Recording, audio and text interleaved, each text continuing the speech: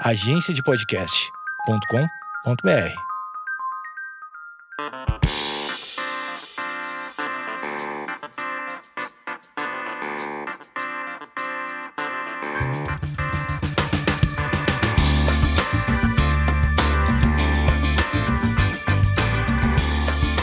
Esquizofrenóias no ar. Essa semana eu recebo uma das primeiras pessoas do meio digital que me abordou e falando que era fã do programa online. Tati, você falou comigo no Twitter. Foi, porque foi bem quando eu tinha descoberto o meu diagnóstico de bipolaridade.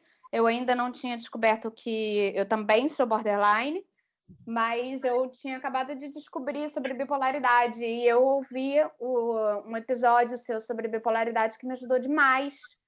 Então eu precisava mandar uma mensagem e depois eu descobri que a gente ia fazer Creators Boost juntas, aí eu fiquei mais animada ainda. Pra quem não conhece, essa é Tati Fernandes, Tatiana, né? Não, Tatiane. Tatiana. Você se incomoda se erram? Não, eu só falo Tatiana. Então, a Tatiana, ela é do Tá Entendida, um dos canais LGBTQ mais populares, ela com a Yasmin. Elas fazem um trabalho... eu gosto do jeito que vocês se apresentam, né? Que tem, tipo, uma musicalidade. Porque nós somos sapatão, não sei o quê, né? Eu gosto muito, sou muito fã. E obrigada por ter entrado, topado participar do Esquizofrenóias. E a gente que se aproximou, né, lá no YouPix. E agora eu já fiz até uma live no Tá Entendida, adorei. Achei tão... E já tô me convidando para outras lives. Obrigada. Você falou que... Você tem a mesma idade que eu, acho. 34. Você, há um tempo, foi diagnosticada com bipolaridade. Eu quero só fazer um adendo que no episódio... que eu gravo sobre bipolaridade, eu também não sabia que também fazia parte do espectro. Depois eu tive algumas crises de mania e o meu psiquiatra começou a cogitar a possibilidade de transtorno bipolar. Só que tem uma coisa curiosa, eu queria saber se aconteceu com você também. Há 10 anos eu já tomo estabilizador de humor. Fora o antidepressivo. E então, de alguma forma, eu já estava tratando isso. Você já tratava com estabilizador de humor ou foi uma coisa totalmente nova? Era só antidepressivo na sua vida? Na verdade, né, era praticamente nenhum nem outro. Primeiro episódio que eu lembro de depressão, eu tinha uns 12 anos de idade. E na época era meio que um tabu, e fazer terapia, e meu pai não queria e tudo mais. Então, eu meio que fui tratada pela terapeuta do colégio, porque eu ficava no colégio, só queria ficar na biblioteca, e eu sempre fui muito das populares, assim. Então, a minha mudança de comportamento foi muito brusca. E aí essa psicóloga, ela me deu muita ajuda nesse momento. E depois eu comecei a perceber que eu tive fases depressivas na minha vida. E nunca tinha ido a um psiquiatra. Comecei a fazer terapia direto com a mesma terapeuta durante 8 anos. Ela nunca desconfiou. Eu sempre desconfiei que tinha alguma coisa esquisita comigo. Nem depressão, assim. Ela nunca me encaminhou para um psiquiatra nem para eu tratar a depressão. E eu sempre falava para ela, cara, eu acho que tem uma coisa esquisita, eu acho que eu sou depressiva. E ela falava que não, ela falava só que a gente tinha, que eu realmente ficava meio que para baixo, que a gente tinha que lidar com as coisas aí, que a minha maneira de enxergar a vida. Só que o que me ajudou muito no processo, e o que foi também que dificultou a demora de descoberta de diagnóstico, é que eu sou uma pessoa muito racional. Então, ao mesmo tempo que eu ia para a fantasia, eu trazia o racional junto. E aí, isso na cabeça da minha terapeuta, talvez, tivesse sido um fator para ela não achar que havia alguma coisa de muito louco aí acontecendo comigo. E nunca me encaminhou. O que eu fazia, de vez em quando, eu estava com, sei lá, insônia, eu pegava o Lexotan da minha mãe e tomava para dormir. E era isso que era o meu tratamento, que hoje eu sei que é o tipo de remédio que eu não posso tomar de jeito nenhum. Você falou que você se via depressiva, tal. Que tipo de comportamento você tinha nessa época que você tinha essa terapeuta? Era choro, isolamento, o que que era? Cara, sabe qual foi o que fez eu ir para terapia, de fato, e falar para minha mãe assim, cara, eu preciso de uma terapia? Foi quando eu percebi que eu gostava de ser triste.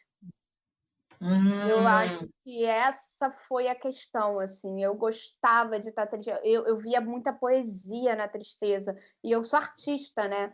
E o artista, quando ele está na tristeza, ele é extremamente produtivo. Então, eu fazia altas músicas, eu escrevia poesias, eu desenhava, escrevia textos, eu criava quando eu estava depressiva. Então, quanto mais depressivo fosse o filme, mais eu gostava. Quando o filme era comédia romântica, acabava todo mundo bem, para mim era um lixo. Eu falava, isso aí não é realidade, sabe? Então, eu gostava do processo todo depressivo, eu gostava de ser triste. E foi aí que eu busquei a terapia. E em que momento você viu que não era legal ser triste? Porque na nossa época existiu, sei lá, o emo, onde todo mundo glamorizava isso da tristeza. E em que momento você falou assim, não tá certo, não é natural, não é muito legal gostar de sofrer? Eu acho que foi quando eu comecei a parar de olhar, talvez de uma maneira muito egocentrada, e comecei a olhar um pouco mais em volta e ver as pessoas felizes, assim. Porque eu também nunca tive uma sensação muito de me enquadrar, de pertencimento. Eu sempre fui do grupo das populares, mas eu era a engraçada. Eu era a amiga, eu era a conselheira, eu era a chata. Meu apelido no colégio era Chatiana. Então, assim, era uma coisa que na época a gente passou muito tempo rindo, mas eu passei por violências que eu passei com as minhas amigas, que até hoje eu consigo enxergar como violências, e na época a gente enxergava como sendo só um comportamento engraçado, porque a Tatiana ela não é igual a gente. E o fato de eu não ser igual... E eu não era igual em todos os sentidos. Eu não era igual porque eu era LGBT, eu não era igual porque eu não me vestia igual a elas, eu não era igual porque eu não era a mais bonita do colégio, eu não era igual. Mas você já quis ser igual? Já quis ser a bonita do colégio? Já muito. Eu queria muito me enquadrar. Eu passei minha vida inteira, assim, tem uma coisa que é o que eu mais lido na terapia até hoje, que é a minha necessidade de ser amada. Eu tenho muita necessidade de ser amada, eu tenho muita dependência emocional. Então, eu achava que eu tinha que ou eu tinha que me enquadrar para eu ser amada, ou eu tinha que ser diferente, e por ser diferente eu estava sendo amada porque eu era a diferente, ou eu tava sendo um camaleão, assim, cada hora eu era uma pessoa diferente para tentar ver se as pessoas ao meu redor se interessavam por mim, ou gostavam de mim, ou de alguma forma aquilo ali fosse ser muito interessante. E como eu sempre fui artista, eu comecei a ser atriz com 4 anos de idade, ser camaleão era uma coisa natural, né? E daí você falou que começou a terapia. Neste momento, se descobrir homossexual era uma questão? Nunca foi uma questão? Já foi uma questão? Eu descobri que eu gostava de mulheres com 13 anos, quando eu me vi completamente apaixonada pela Buffy a Caça-Vampiros. Tipo, seu coração disparava, assim? Meu coração disparava, eu sonhava. E eu sonhava com ela, eu imaginava que a gente ia casar, eu imaginava a gente juntos. Porque a questão é que a minha imaginação, ela sempre foi muito fértil. Então, eu sempre preferi viver no mundo que existia dentro da minha cabeça do que no mundo real. Você passava muito tempo no quarto sozinha? Passava muito tempo no quarto sozinha, de olhos fechados, criando dentro da minha imaginação uma realidade que não existe. Lúdica, né? Completamente. Pra você ter uma noção, eu já tive uma namorada imaginária chamada Helena, que eu sei tudo da vida dela, e eu andava na rua, às vezes na ida do colégio para casa, fingindo que eu estava falando no telefone com a Helena. Mas isso era para você ou para os outros? Era para mim, porque a realidade para mim não era interessante. Mas a Helena, ela se materializava para suas amigas? Não, nunca existiu. De forma nenhuma, nunca existiu. Você é totalmente intra mesmo. Totalmente. E, na verdade, para as minhas amigas, eu era a que ia com elas para balada, competindo quem beijava mais homens. Você beijava homens? Sim, porque até então eu não tinha saído do armário, eu só saí do armário com 17 anos. Tá, mas enquanto isso você namorou a Buffy. Eu namorava a Buffy. Então eu tive desde os 12 até os 17 anos para me entender como uma mulher lésbica. Eu tive o meu processo, meu entendimento, o meu lúdico, as minhas imaginações, as minhas namoradas imaginárias, e ao mesmo tempo vivia a realidade que eu tinha de classe média alta, estudando num colégio particular, em que as minhas amigas todas eram mais populares e beijavam os rapazes e a gente competia quem beijava mais, eu estava ali vivendo aquela realidade também. E isso era muito confuso dentro da minha cabeça. Isso já estava na terapia? Já estava na terapia, até que quando eu falei da Helena, a minha terapeuta, muito sabiamente, me aconselhou a não alimentar mais a Helena, porque a Helena não era real. Então, assim, a Helena tem que morrer na sua vida. Você tem uma namorada imaginária. Tipo assim, ela não tem que existir. Ela não é real. A sua realidade é outra. Vamos trabalhar com o real. Então, sempre na minha vida foi essa busca do trabalhar com o que é real. Porque na minha cabeça, eu crio altas paranoias. Eu crio paranoias de, tipo, tá todo mundo chateado comigo. Tá todo mundo chateado comigo por causa de alguma coisa que eu não sei nem o que é. E, na verdade, as pessoas não estão nem falando de mim.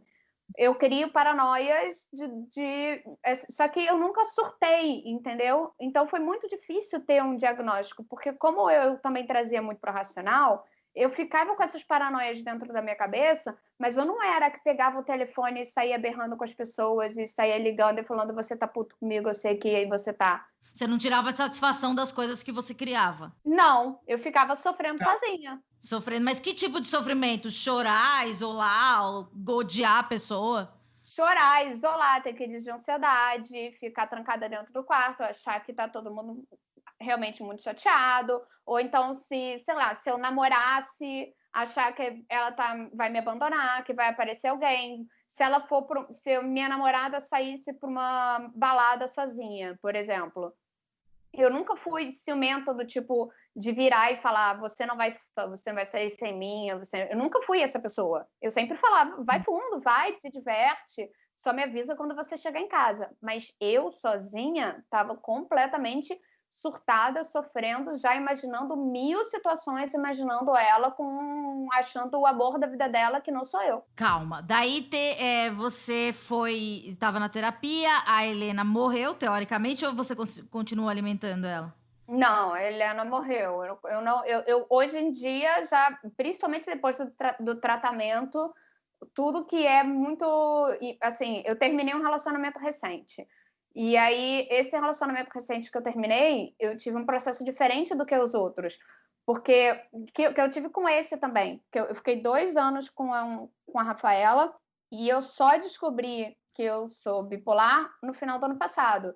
Então, eu passei uma boa parte do meu relacionamento com a Rafaela criando paranoias dentro da minha cabeça. E aí, com certeza absoluta, muitas brigas aconteceram, muitas situações de medo de abandono, porque aí vem muito do borderline, que é o medo do abandono.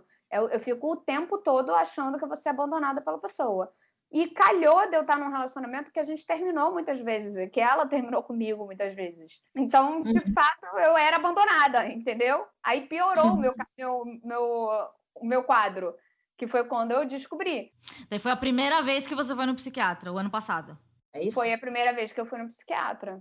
E você chegou lá, qual foi a situação? Te indicaram um psiquiatra do plano de saúde? Foi uma psiquiatra do plano de saúde, mas assim que eu cheguei lá, eu me apaixonei perdidamente por ela. Eu dei sorte em tudo. A medicação, a primeira foi certa para mim, a psiquiatra logo de cara foi a certa para mim. Eu dei muita sorte nesse lugar, assim, eu não tive problemas, eu não tive que procurar mais de um psiquiatra. Teve uma vez que a minha psiquiatra estava de férias, e aí me indicaram um outro cara enquanto isso, eu odiei ele. Eu queria voltar para ela de qualquer jeito. Então, assim, o dele, eu não queria nem ouvir falar. Por quê? Eu procurei minha psiquiatra quando a minha terapeuta nova virou e falou: eu acho que você é borderline. Ela chegou com borderline primeiro, antes de transtorno bipolar. Exatamente. Ela falou: eu acho que você é borderline. Por causa de todas essas questões em relação ao meu namoro. E você aceitou essa palavra? Porque é um termo, assim, bem, né? Tipo, fala borderline, medo do abandono, etc. Você acolheu. Eu acolhi, iluminou uma Entendi. lâmpada pra mim. Porque eu entendo isso. Porque, tipo, parece que a gente finalmente tem alguma coisa, né? Eu me encaixo em algo. Sim, agora faz sentido. Exatamente, iluminou assim, foi um alívio. Foi uma coisa do tipo, beleza, agora eu sei por que que eu fico tão me sentindo assim. Agora eu sei por que que eu tenho tanto medo dela me abandonar. Agora eu sei por que que, na minha cabeça, se ela tá conversando com alguém ali na esquina, ela tá apaixonada por essa pessoa que ela tá conversando na esquina. A minha sorte e azar, porque também foi o que demorou o meu diagnóstico, é que eu não agia. Eu nunca fui a borderline de brigar, eu nunca fui de berrar, eu nunca fui de tacar coisa, eu nunca fui de criar cenas e tudo mais. A não ser quando eu bebia. Uhum. E aí, hoje, eu voltando atrás no meu passado, eu consigo ver situações em que eu bebia e aí eu ia para o pico da mania, da loucura, da loucura total, da inconsequência, de ter feito coisas que as pessoas me contavam no dia seguinte e eu falava, cara, eu não fiz isso, não. Que eles chamam de despersonalização, né? Daí você disse que a sua psicóloga falou que talvez você fosse borderline, etc. Daí você chegou lá na psiquiatra. Ela chegou primeiro com um transtorno bipolar, foi isso? Ela chegou falando que ela achava que eu não era borderline e que eu estava dentro do espectro da bipolaridade, mas que era uma coisa que ela não poderia dizer logo de cara, que a gente teria que fazer algumas consultas, que a gente teria que, né? E a consulta dela é tipo 1h30 de consulta. Sim. E aí ela falou, cara, a gente precisa ir devagar e vamos ver não sei o que. Não. Eu tava numa época que eu tava muito depressiva. E aí ela falou assim, eu vou te dar aqui Eu tava muito depressiva e eu tava com muita ansiedade. E aí ela falou assim, eu vou te dar um remédio aqui para dar uma diminuída aqui na sua ansiedade.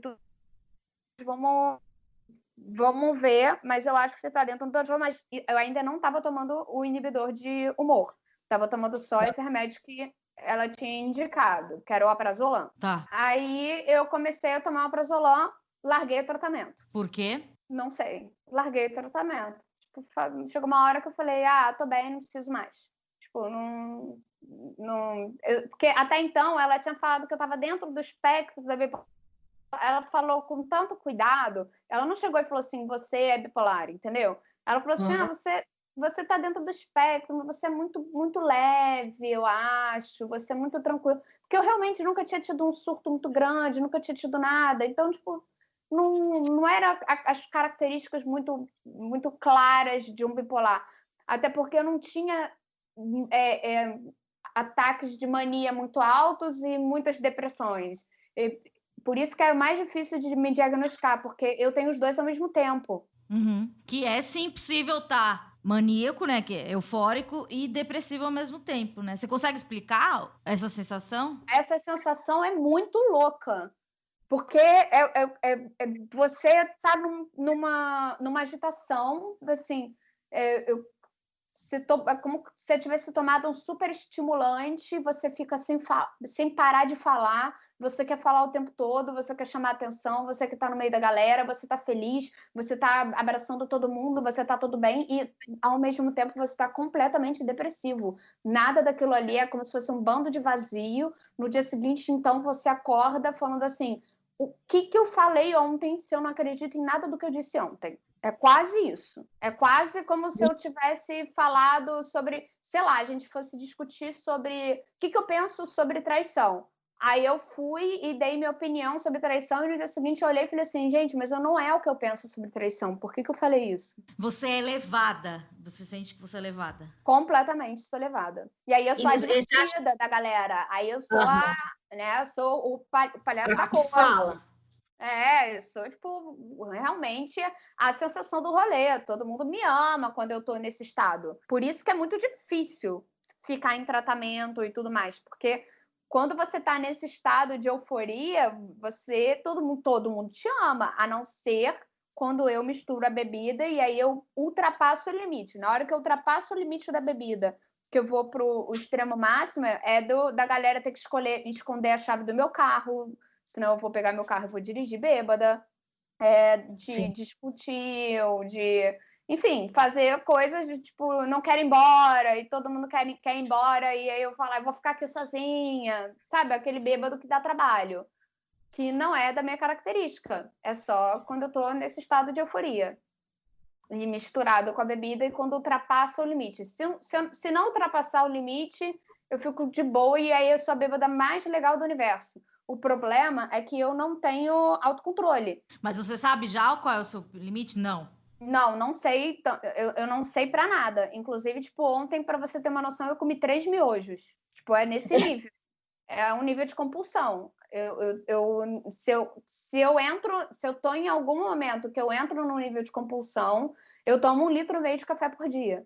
Gente, você não faz isso. Como que dorme, meu Deus? Você tem problema com sono? Hoje, nenhum. Que maravilha.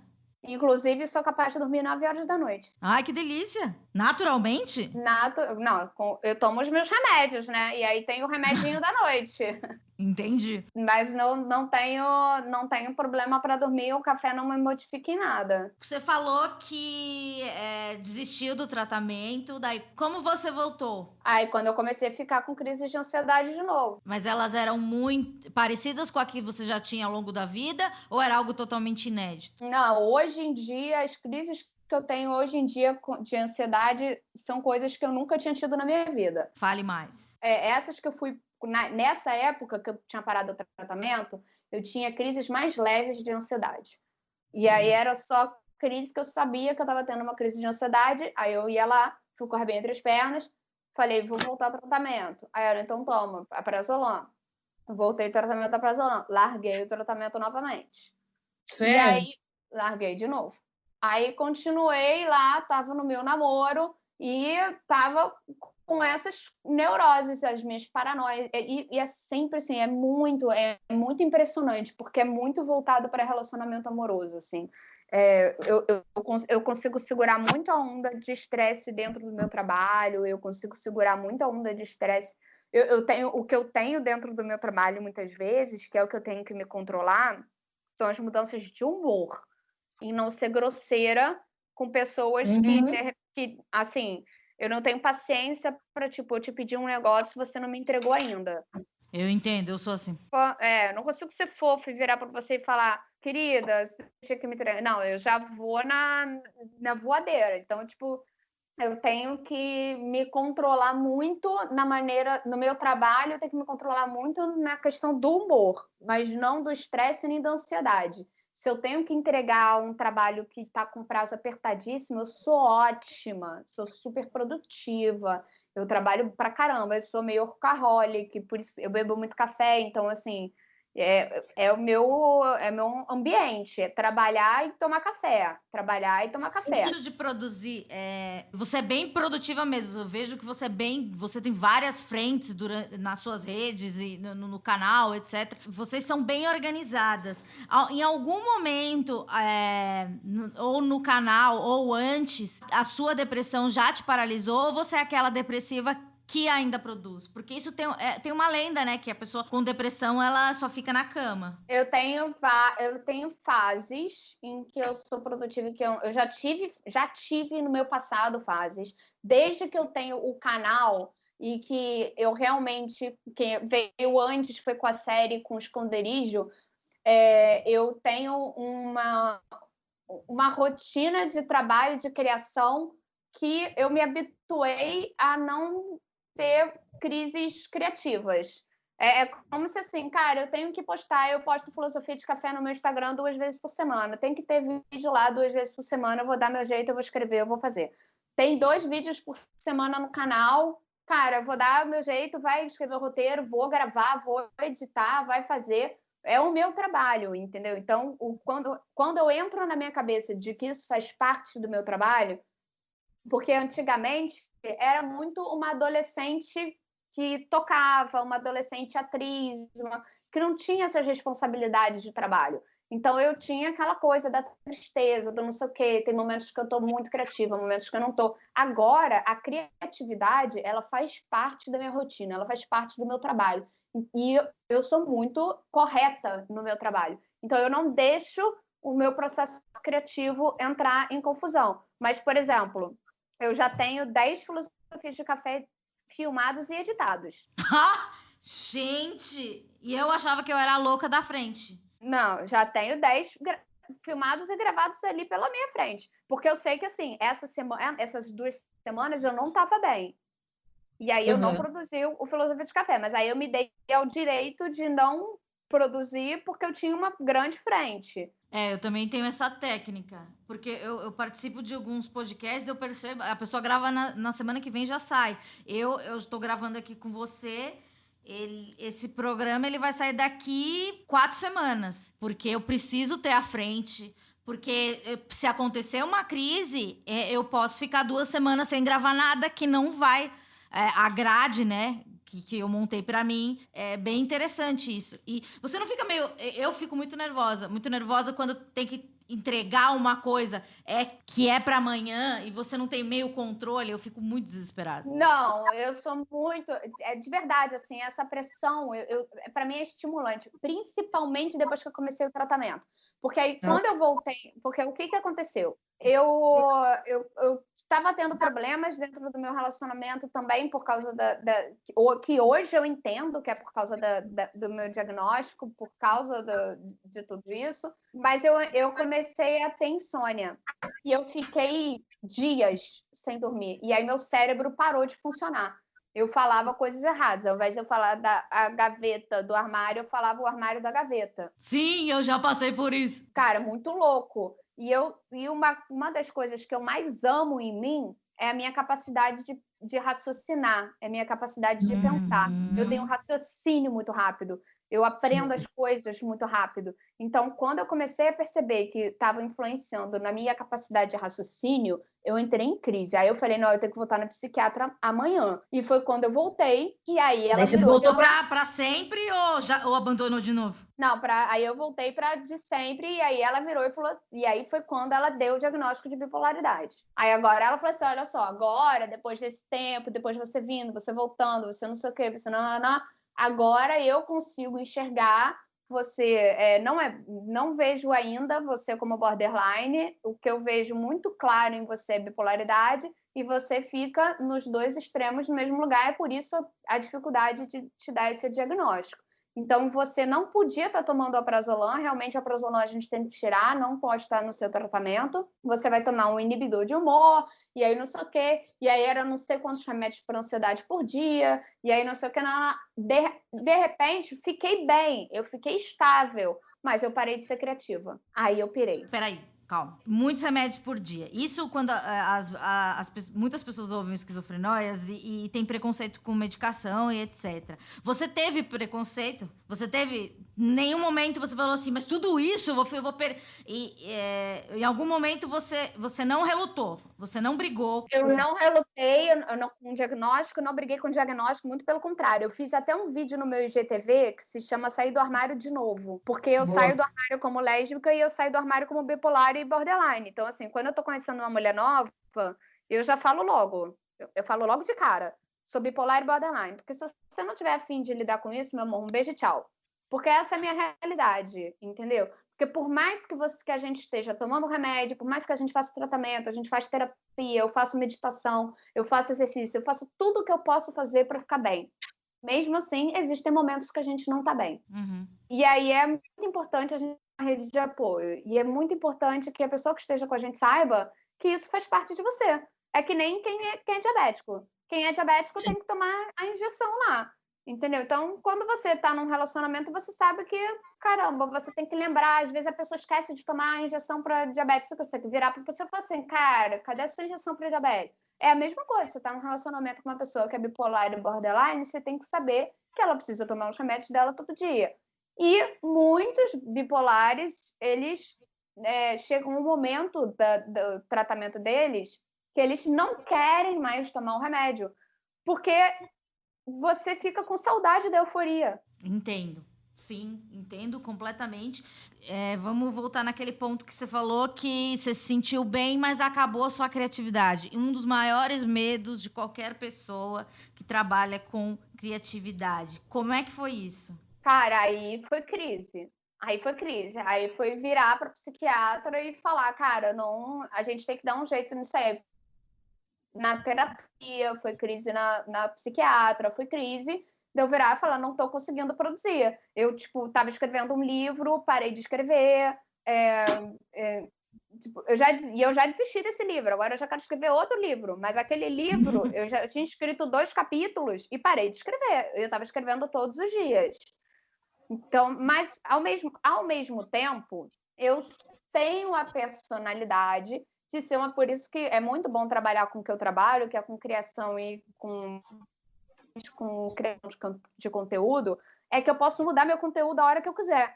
Porque eu tenho uma hora que cansa as coisas para mim. Eu não consigo fazer a mesma coisa muito tempo.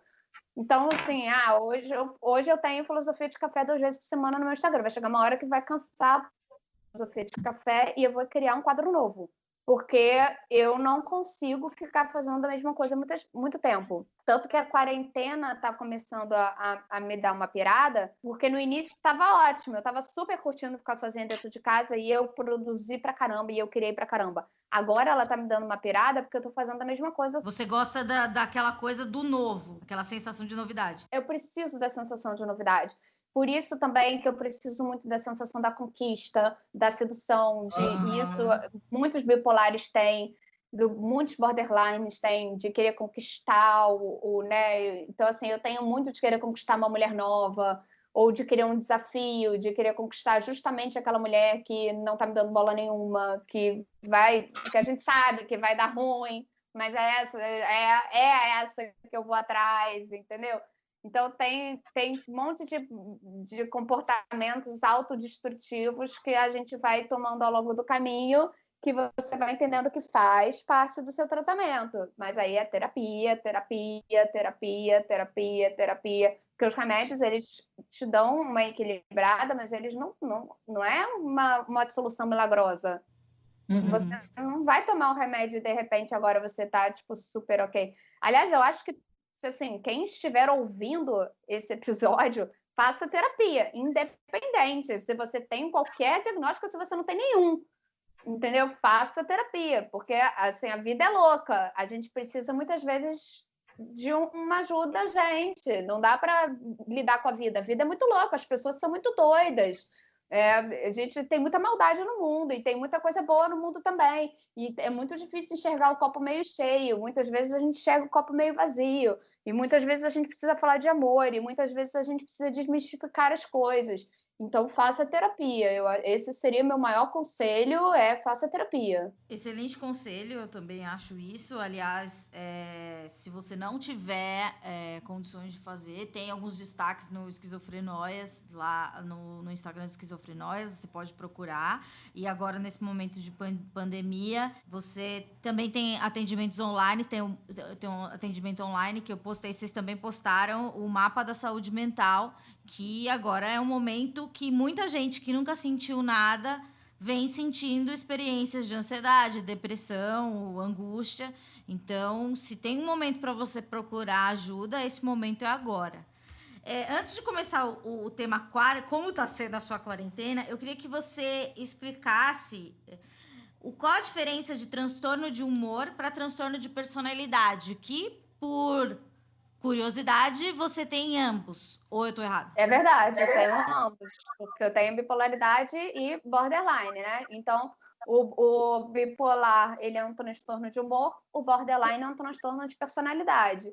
No transtorno de humor, por exemplo, o bipolar, ele fica entre os extremos da mania e o extremo da depressão, podendo ficar em equilíbrio, obviamente, mas ele fica passeando entre fases depressivas e fases maníacas, que são essas euforias que a gente sente e tudo mais. E aí, quando você toma o seu inibidor de humor, por exemplo, você dá uma grande equilibrada. E eu também tomo tanto o remédio, que é o do transtorno de humor, que é o de inibidor de humor, como eu tomo um remédio que se chama Latuda, que é muito caro, e esse é o que muito bipolar toma, porque muito bipolar toma lítio. Esse remédio que eu tomo não tem lítio. Então, por isso que ele é muito caro. E aí ele super funciona para mim. E é um remédio que eu tomo para bipolaridade. O tratamento da bipolaridade e o tratamento do borderline, tomando os mesmos remédios. A diferença é que o transtorno de personalidade é quem eu sou. É diferente. O transtorno de humor é uma doença. O transtorno de personalidade tem a ver com quem eu sou. É uma doença voltada a quem eu sou. Ela tem um tratamento, você poderia se tratar com esses remédios que vão amenizar os sintomas, mas eles não conseguem diminuir os sintomas como eles diminuem na bipolaridade. Então, o que você tem que fazer quando você tem um transtorno de humor é buscar terapia. O que realmente é o tratamento para um transtorno de humor, não, desculpa, de personalidade. O tratamento para um transtorno de personalidade é a terapia. Então, eu sair desse lugar, que aí vai muito para esse lugar da fantasia e vir para a posição da realidade. O borderline, que é esse que eu tenho, são pessoas que elas ficam... A tradução literal são pessoas que estão no limite. Então, elas ficam muito ali no limite do estouro ou do calmo. Você quer emoção. E ele tem emoção. Então, ele é muito intenso. E aí, o que acontece é que, tipo, existem muitos borderlines, por exemplo, que no meio de uma briga tá com uma cadeira na parede. Eu nunca tive o meu tipo de... o meu borderline, eu não sei nem se eu tô falando as palavras certas, gente. Me perdoa se não, porque é muito recente para mim. Foi no final do ano passado que eu fui diagnosticada. Então, assim, eu tô aprendendo ainda sobre isso, lendo sobre isso. É muito novo para mim. Mas... tenho um grau meio que leve, vamos assim dizer. Eu nunca peguei uma cadeira e taquei ninguém. Eu nunca mandei ninguém, tipo... sabe? Tá. Nunca mandei ninguém... Nunca xinguei ninguém. Numa discussão, eu não sou muito de levantar voz. Eu tenho eu tenho um autocontrole muito grande. E normalmente não tem esse autocontrole. Eles são bem estourados, eles são bem intensos. O que eu tenho borderline, que é muito borderline, é tipo assim, conheci alguém, me apaixonei. Conheci, virou amor da minha vida, já estou imaginando os filhos, já imaginei o casamento, já imaginei a gente velhinha no asilo fazendo dança de salão. No dia seguinte, pode ser que eu não queira mais essa pessoa, entendeu? E você já falou pra uma pessoa, assim, tipo, com essa frieza? Cara, recentemente, tipo, 2 semanas atrás, eu conheci uma menina online e 2 dias depois eu mandei um áudio de 10 minutos pra ela. E ela ouviu? E ela ouviu. Mas ela continuou com você? Não. Eu acho que é mais difícil você continuar com uma pessoa porque ela te manda um áudio de 10 minutos do que falar, eu sou bipolar e borderline. Tipo, beleza, tem tratamento. Você vai no médico, você toma um remédio? Beleza, eu aguento. Mas o problema, áudio longo é foda. Exatamente, mas o problema é que isso é do borderline, entendeu? É da muita intensidade. É tipo a sensação que você tem é que você tá namorando já. Tipo, eu também tive um encontro esses encontros de quarentena, né? Tive um encontro com uma menina na quarentena. O que é um encontro de quarentena? É tipo uma chamada de vídeo com a pessoa, né? Daí você conheceu ela no Tinder? Eu conheci, tipo, numa festa online. Nossa, gente! O mundo tá mudado. É o novo normal, né? Festa online. Daí vocês foram pro privado? Desculpa, eu não sei como é. Foi uma festa online, tipo, nesses aplicativos que a gente fala com pessoas, só que dá pra botar várias pessoas na tela, sabe? Tá. Gente, mas como você se interessou por um quadradinho? E aí, tipo, me interessei, achei ela bonita, não sei o que, começamos a conversar. Aí a gente começou a conversar no privado. Aí a gente falou assim, bora amanhã fazer, então, um encontro online, vamos. E a gente ela pediu um japa na casa dela, eu pedi um japa na minha casa, a gente ligou a chamada de vídeo e ficou batendo papo enquanto a gente comia um japa. Se isso fosse um encontro normal, que eu for ter com uma pessoa, eu vou ter um encontro de, sei lá, 2 horas, né? Fui, encontrei a pessoa no Japa, almocei, a gente se despediu, ficou ou não sei, deu beijo ou não sei, foi cada uma para sua casa, ou então foi a um cinema, uma coisa assim. Cara, eu fiquei conversando com a menina durante 6 horas. Intensas. É intenso, entendeu? Então, assim, eu já gastei com a menina tipo, 3 semanas de conversa no WhatsApp para a gente se conhecer.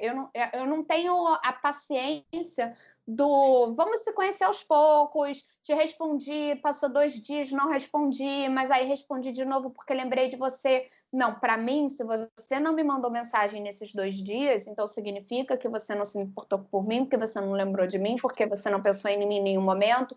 E aí a minha cabeça começa a pirar. E aí esse tratamento, essa piração que vem na minha cabeça, é só terapia, não adianta, não tem remédio para isso. Então é por isso que é um transtorno de personalidade. E você racionaliza, mas você já tinha o hábito de racionalizar mesmo sem a terapia, o que eu imagino que tenha te ajudado a sobreviver nesse mundão. Exatamente, por isso que eu nunca surtei nunca tive nenhum surto grave assim na minha vida. Então, o fato de eu racionalizo, eu falo assim, não, mas peraí, tudo bem. De repente ela não me respondeu agora porque ela está trabalhando. Muitas vezes eu não respondo a pessoa na hora. Eu consigo ter esse tipo de raciocínio, mas dentro de mim tem um loop que fica fora da realidade. Aí, o que eu faço às vezes? Ligo para Yasmin. Ela é sua rede de apoio. Ela é minha rede de apoio. Eu falo, tô dando uma surtada. Aconteceu isso com a menina. Tô viajando. Pô, amiga, claro que você tá viajando. Tipo, a garota, às vezes, não deixa ela. Cara, dá o tempo para ela te responder. Dá o tempo para ela sentir saudade de você. Eu não consigo dar tempo para a pessoa sentir saudade de mim. Eu já quero, tipo, entendeu? Eu já quero... Ai, não, eu te amo, eu quero voltar a namorar com você. Tipo, às vezes eu nem quero voltar a namorar. Mas naquele momento quis. Mas naquele momento eu queria muito. Tá, mas se a pessoa já namorou com você, ela sabe que você muda de opinião muito fácil. Não sei se sabe, eu acho. Eu não sei o quanto que as pessoas entendem isso, sabe? Eu acho que eu tenho uma frase que eu repito muito, e eu repito muito tanto para mim quanto para os outros. Eu falo assim, cara, é muito difícil ser eu. É muito difícil ser eu. Porque eu não sei, eu nunca sei o quanto as pessoas conseguem compreender as coisas que estão dentro da minha cabeça, porque são coisas muito malucas. Apesar de eu ter o meu lado muito racional, eu tenho um lado muito doido na minha cabeça. Eu tenho uma visão muito doida de mundo, eu tenho uma visão muito doida de pessoas, eu tenho uma visão muito doida de moral, eu tenho uma visão muito doida de comportamento. Mas aí, sei lá, eu faço uma filosofia de café, que aí eu falo sobre não cobrar atitudes dos outros, e aí eu vejo, tipo, 10 mil pessoas ali comentando, falando, caramba, eu sinto exatamente a mesma coisa. Aí eu fico, será que eu sou tão doida assim? Tipo, será que eu sou tão diferente assim do que as pessoas? Ou eu tô me colocando nesse lugar de tão diferente? Entendi. Olha, eu tenho você falando disso, eu lembrei de uma paranoia que eu tinha, que era, eu achava que todo o grupo do WhatsApp existia um grupo sem eu, para falar sobre mim. Você também tem essa? Tenho total. Ah, mas isso é tão horrível. Mas eu racionalizando, falo, cara, quem que sou eu no mundo pra achar que eu sou a única que merece um grupo só pra falarem de mim? Você não sabe quantas vezes eu já ouvi das pessoas falando assim, Tatiana, o mundo não gira ao seu redor. E daí, qual é a sensação quando alguém fala isso? Cara, a sensação é tipo assim, beleza, você tem razão. Racionalmente, eu entendi o que você tá querendo dizer. O meu corpo, fisicamente, ele ainda não conseguiu entender. Eu estou uma paranoia, essa paranoia ela pode estar me gerando, por exemplo, durante o meu namoro, e aí foi bem no início do começo do tratamento, eu tinha paranoias que me levavam a crises de ansiedade, que o remédio que eu tomava para ansiedade não supria. Nossa. Eu ficava, o meu coração acelerava, eu achava que eu ia ter um infarto. O meu corpo tremia. Então, por causa de paranoias. Eu não brigava com a minha namorada por causa disso. Tive algumas brigas por causa de paranoias minhas. Acho que também falta um pouco de estudo do outro lado. Acho que faltou também um pouco de compreensão de que eu estava passando por isso, de entender também que, às vezes, cara, Aí vem muito meu conselho também para quem tá ouvindo, que de repente tem uma namorada que é borderline, sabe? Tipo, tenha carinho. Assim, tenha carinho com a paranoia da outra. Se ela tá naquele momento e ela vira para você, ela fala: você tava conversando com a fulana de tal, você tá tendo alguma coisa que eu não tô sabendo? Tenha carinho e vira e fala: não, amor, eu gosto de você. Uhum. Talvez só isso já seja o suficiente para você tirar a pessoa de uma paranoia. Se for uma pessoa racional como eu, era suficiente, entendeu? Para mim, se eu entro numa paranoia dessas com uma namorada minha e ela vira para mim e fala: não, amor, tá tudo bem entre a gente, eu não quero terminar, eu tô feliz do seu lado, eu vou ficar bem. A questão é que eu tinha medo de ser abandonada e eu era abandonada. E daí, quando o abandono se materializa, ele é tão terrível quanto o abandono que você imaginou? Ele é muito terrível. Aí é fundo do poço. Aí é um fundo. Tipo, eu lembro de. Depende, porque assim, eu já tive términos, por eu ser muito prática e ser sagitariana, eu já tive términos que duram 2 semanas. Porque eu fico assim, eu não vou me permitir ficar sofrendo por alguém que não quer estar comigo. Um beijo, tchau, segui minha vida, entendeu? Mas já tiveram 2 pessoas na minha vida, 2 apenas, que essas eu fui pro fundo do poço. O resto, eu segui minha vida.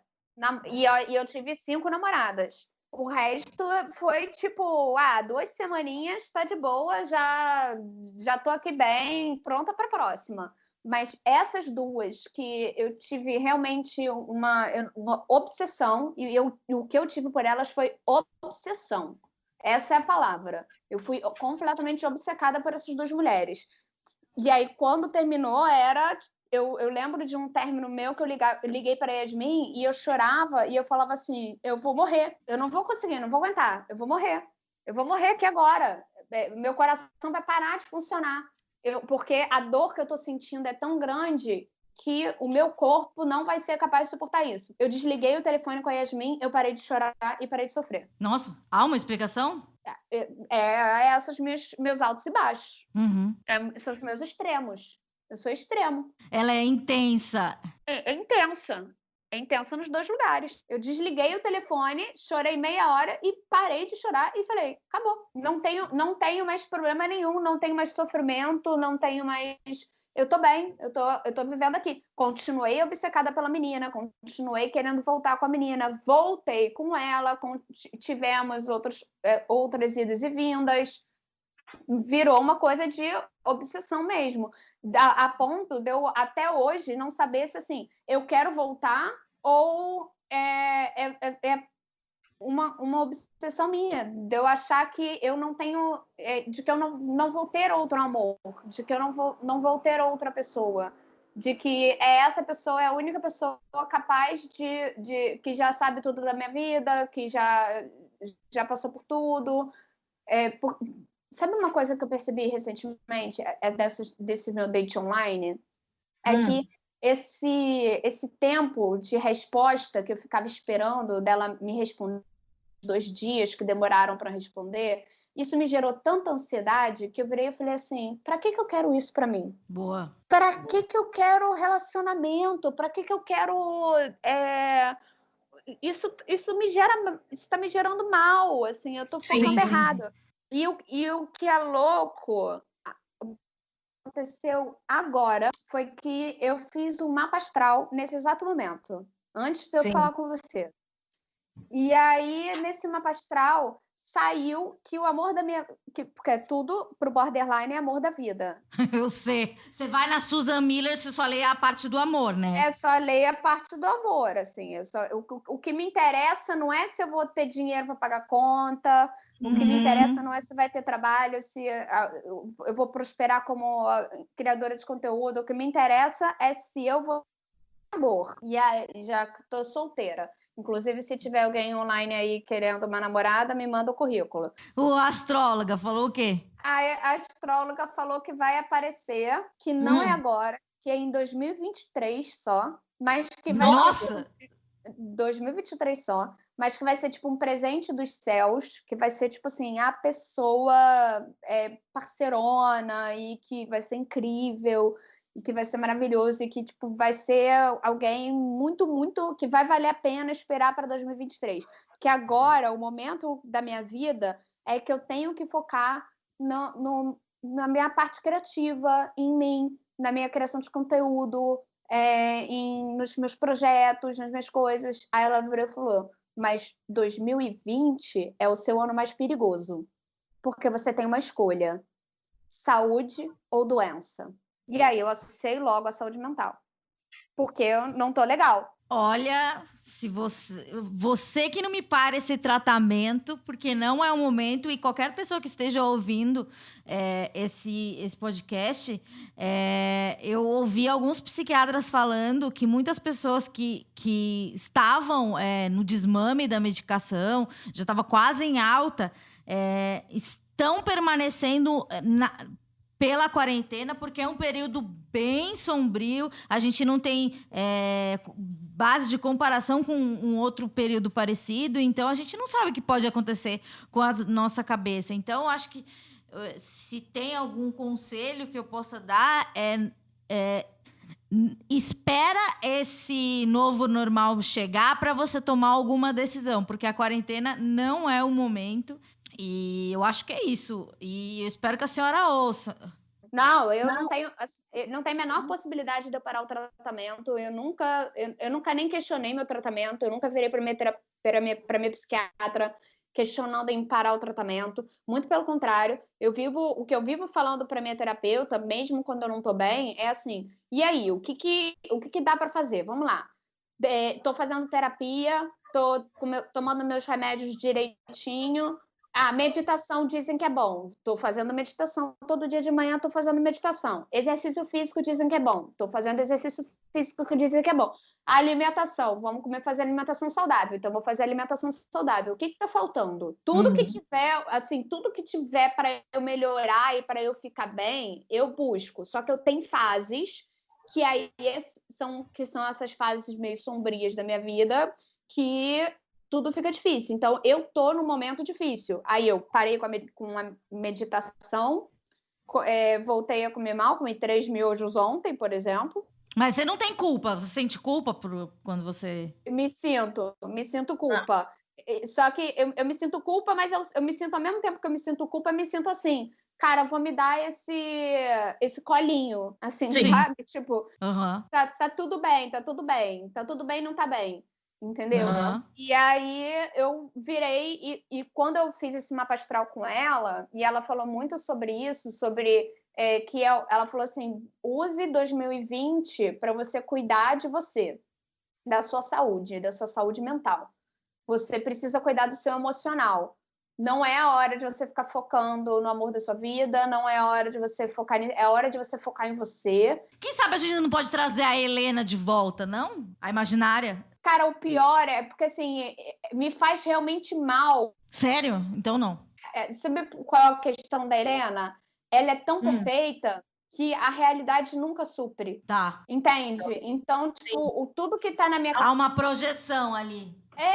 E aí, o que isso gerou, na verdade, nos meus relacionamentos, foram relacionamentos frustrados, porque eu projetava o tempo todo no outro uma coisa que o outro nunca vai conseguir alcançar. Esse foi o erro de todos os meus relacionamentos da minha parte. Os relacionamentos eu projetei e eu esperava atitudes, porque eu esperava, tipo, que no dia dos namorados eu fosse chegar em casa e minha casa estivesse cheia de pétalas de rosa, mas a pessoa me deu um presente, mas para mim não era o suficiente, porque eu queria era pétalas de rosa. Mas aí você reclamava com o seu cérebro ou reclamava para a pessoa? Reclamava para a pessoa, e aí virava uma briga, e aí virava uma briga, e aí virava uma questão. Eu tava é como se eu tivesse o tempo todo tentando mudar a pessoa com quem eu estava me relacionando, tentando enquadrar ela naquilo que eu gostaria que ela fosse, que ela nunca seria. E aí, sabe o que eu me questiono? E é uma pena, eu não sei quem são as pessoas com quem eu namorei. Será que não? Não, porque eu não quis conhecê-las. Ah, você não deu oportunidade. Mas, cara, esse nível de autoconhecimento é uma coisa muito boa para os seus próximos relacionamentos, que não serão duradouros até 2023, que virá a velhinha que ficará com você no asilo e vocês vão fazer dança de salão e vão bater palma juntas para as coisas. Mas é isso. Mas se alguém eu, como ansiosa, receber uma previsão dessa só em 2023... Me trouxe duas sensações. Me trouxe tristeza, porque eu me sinto muito sozinha, que aí tem a ver muito com a quarentena, porque eu moro sozinha. Então, assim, eu tô há muitos dias muito sozinha e eu tô cansada de ser sozinha. Eu tenho uma sensação de, tipo assim, eu tenho 34 anos, cara, eu ainda não casei, eu ainda não tive filho, minha carreira ainda não tá no lugar que eu tô. É muita pressão que eu coloco em cima de mim para estar no lugar que eu projetava para minha vida, sabe? Você já teve raiva da quarentena? Eu já tive raiva. Porque eu achava que era uma coisa pra mim, de tão importante que eu sou. Eu já tive 50 milhões de sensações. Eu já tive sensação de sei lá, cara, de ter raiva de ter terminado o namoro antes da quarentena e podia estar junto na quarentena e querer voltar, e sabe? Tipo, eu já tive, assim, 50 milhões de sensações diferentes em relação à quarentena, mas a solidão é a maior delas. Mas não dá pra ficar com uns 40 chats no Tinder ao mesmo tempo? Não dá pra? Daria, mas aí veio mais uma questão pra mim, que foi uma paranoia minha, que foi, eu vou fazer uma filosofia de café sobre isso. Que quando eu tava fazendo o date com a menina de 6 horas, eu virei pra ela uma hora e eu falei assim: pra que eu tô falando com você? Eu não faço ideia de quando essa pandemia vai acabar. Eu não faço ideia de quando eu vou beijar tua boca, de quando eu vou poder encostar na tua mão, de quando eu vou poder te ver ao vivo. Não existe assunto e flerte que dure o suficiente para o fim dessa pandemia para a gente se encontrar e realmente desenvolver alguma coisa. Ou seja, o que eu estou fazendo aqui agora contigo é uma coisa que, assim, ou vai morrer naturalmente a conversa e a gente vai parar de se falar, ou a gente vai virar amiga. E ela? Ela concordou. Ela mandou um ok. E sumiu o chat dela no WhatsApp, ela te bloqueou. Na verdade, ela curte minhas fotos, eu curto as fotos dela, mas assim, a gente de fato parou de se falar. Assim, foi uma coisa natural. Naturalmente parou de se falar. Mas existem relações que não são profundas. Nem todas as relações precisam ser profundas. Pois é, mas para mim precisa. Ah, tá. Então, beleza. Depois, com esse final e a vida amorosa de Tati, que é o segundo, ele não devia falar, né? Mas esse é o livro que ela tá escrevendo agora. Já tá no 4º capítulo, o capítulo do quarentena tá babado. Se você quiser participar de um capítulo, encontre Tati nas baladas online e entre no Instagram dela, acho que é _Tati Fernandes. Se você escrever Tatiana Fernandes lá, vai aparecer. Eu vou aparecer. E ela busca por uma garotinha farm. É isso, né, que você busca. Se você é uma garotinha farm e gostou dessa voz, porque essa mulher tem uma bela voz, e ela é muito bonita e tem um dos cabelos mais bonitos que eu já vi. É muita jojoba. Querida, foi muito legal. Obrigada, você é uma linda. Quero dizer que se você estiver em algum momento muito bad, se você conseguir editar o áudio de 10 minutos para 2, eu vou te ouvir e eu posso te ajudar se estiver no meu alcance. Saiba que eu gosto muito de você e mesmo a gente não sendo amigas muito próximas, eu tô muito aí para você. Pode me contar suas histórias. Acho emocionante a sua vida. Não sabia da existência desse negócio de balada online. Já achei jovem demais, né, pra mim. Mas é isso, obrigada. Quem não conhece o canal, tá entendida. 2 vídeos por semana, porque ela grava muito produtora. A gente grava muito e a gente tem 2 lives por semana também lá no Tá Entendido e tem uma live por semana no Instagram também. Então, assim, a gente tem muito conteúdo, dá para você ver bastante a gente trabalha bem mesmo. Quero muito agradecer a oportunidade de estar... Eu sou completamente apaixonada pelo seu podcast, eu acho que é um podcast muito necessário. Assim, gostaria que você fizesse outros sobre bipolaridade borderline, porque eu realmente não tenho know-how suficiente para poder falar para as pessoas. O que eu posso dizer sobre a minha experiência é queira ficar bem. Assim, tipo, se eu pudesse dar um conselho para quem está ouvindo, é queira ficar bem. Porque é o primeiro passo, assim, a gente tem que querer ficar bem. Então, se a gente começa a pesquisar e a gente faz o nosso tratamento, o médico falou para fazer tratamento, faz o tratamento. Se falou para fazer terapia, faz terapia. Se falou para mudar a alimentação, muda. Vai fazer, queira ficar bem. Tem caminhos, existem formas. Eu sei que muitas vezes é muito difícil, eu sei que muitas vezes não dá vontade de sair da cama. Eu sei que muitas vezes dá crise de ansiedade. Eu sei que a gente está vivendo num momento que está tudo muito esquisito, está todo mundo mal. Eu sei disso, mas o primeiro passo é queira ficar bem, porque é possível ser feliz, é possível ter uma muito maravilhosa. Eu tenho certeza que esse amor da minha vida vai aparecer, seja em 2023 ou seja no final desse ano, não me importa. Mas eu sei que eu vou ser outra pessoa que eu fui para as minhas namoradas antigas, porque eu quero ficar bem, entendeu? Então, assim, eu busco muito essa minha melhora, porque eu quero ser essa pessoa melhor. Para os meus amigos, eu quero ser essa pessoa melhor para minha família, eu quero ser essa pessoa melhor para minha futura namorada, mas principalmente eu quero ser essa pessoa melhor para mim mesma. Então, esse é o recado que eu tenho final aqui para dar. Você é ótima. É isso que eu tenho pra dizer. Semana que vem a gente volta e paz nos estádios. Beijos.